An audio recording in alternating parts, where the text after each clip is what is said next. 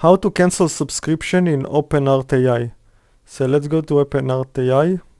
I'm at the home page. Then you have three ways to cancel it. First way, you can click here on your workspace and go to manage workspace.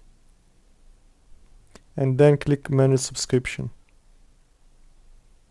Over here you have cancel or change plan if you want to change it. If you just want to cancel, you can click here and then click continue. No, I want to cancel. No, I want to cancel. It's gonna offer you a few things, then just cancel and cancel. Now I'm not gonna cancel it, I'm gonna keep it, so I'm just gonna click away.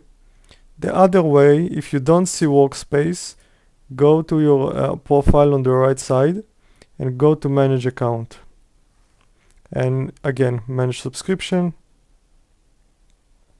and cancel. Now, if you still don't see any of it, go to your profile, go to subscription, and you are already there. And just click cancel or change plan. If this video helped you in any way, make sure to like it, and thank you for watching.